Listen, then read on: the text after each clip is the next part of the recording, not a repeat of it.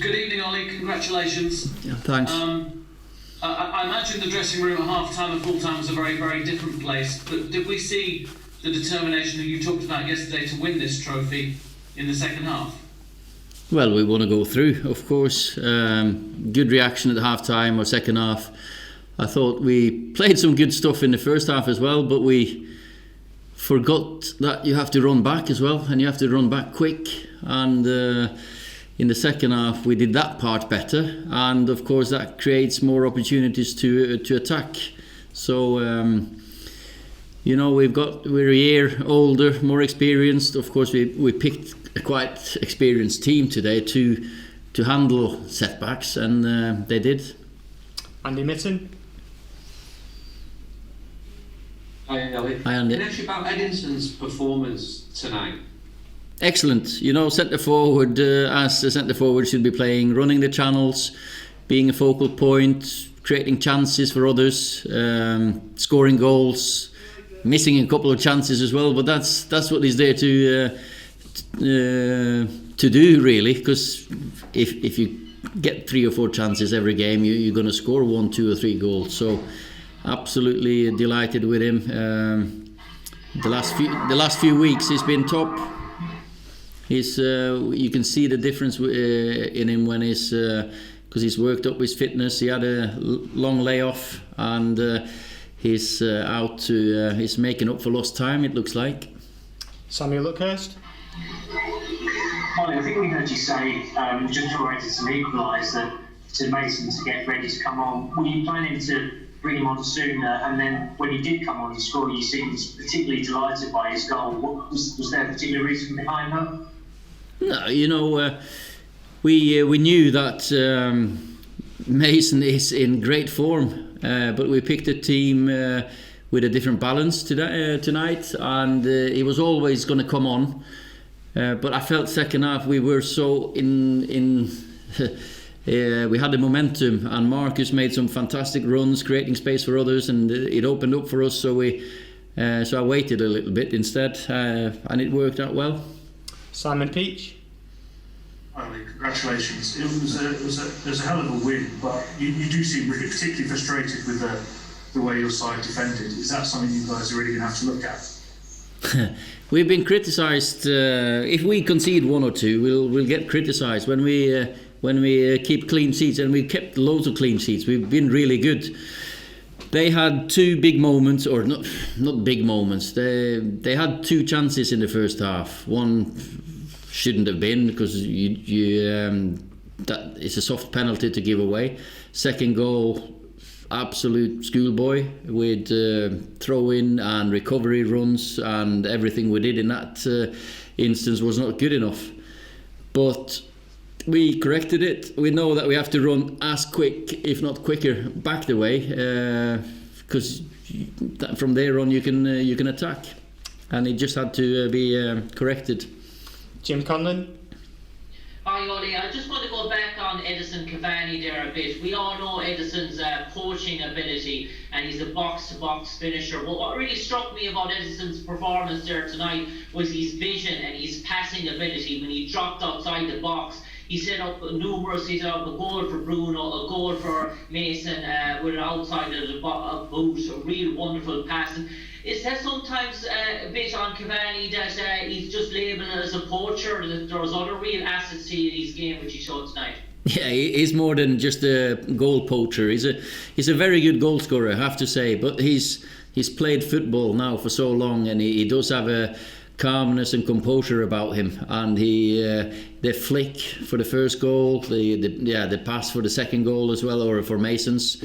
He's just showing his experience, and we need that in this time of the season. We want the big players and the experienced players to step up, and he definitely has done lately. Simon Stone. Ollie, given all the positives you're saying about Edinson and the kind of stop-start nature of his season, how disappointing would it be if he did decide that he wasn't going to stay? Because it feels as though you've got almost a really good striker there, but there's more to come from him. He was out for 7 months, and he was without playing football for a long time before he came to us. He's had these couple of injuries, and he's worked really hard to get back fit, and he shows his quality. And he knows my feelings. He knows that I'd love to have him for another year.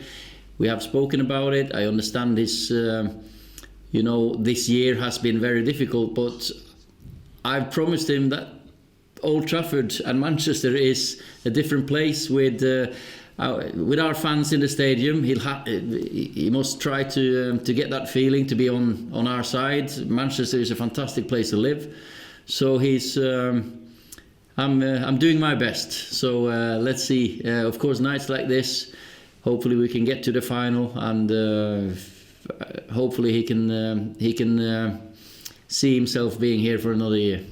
David McDonald. Yeah, Ollie, just following on from that question, really, how confident are you that you can persuade Edison to stay on? And what more can you do to sell the club to him? No, we don't have to sell the club to him. It's about the feeling he gets, how he feels coming in every day, the environment we're creating, the team that we're creating, he's big part of. But as I say, he has to feel scoring those goals in the Stretford end with fans. It's a different feeling. We've got the best fans, and as a goal scorer, there's no better way than to celebrate in front of them. So hopefully. Fredrik Fridberg.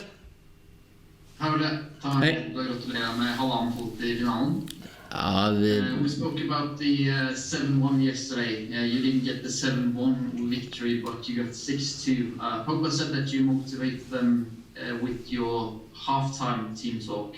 That must have been some team talk. What did you say, and what was your instructions? No, first of all, I wasn't happy with the first half. I wasn't happy with how we defended. That was the biggest thing, because football's two ways. I thought we played some great stuff attacking wise, maybe a couple of too many touches, but still we created chances. We looked at threat, but to concede 2 goals in the manner we did wasn't good enough. But there was still 3 times 45 minutes left, so just keep on playing our quality, but run a bit quicker back and be a compact team. And the boys played some great stuff second half. All credit to them. Got a last question for Laurie Whitwell. Hi Lee, another really impressive performance from Paul. Earlier this season it looked like it was a fragmented situation with what his agent came out with before the Leipzig game. How do you feel you managed that situation? And it seems like it's produced a really strong sequence of performances from him.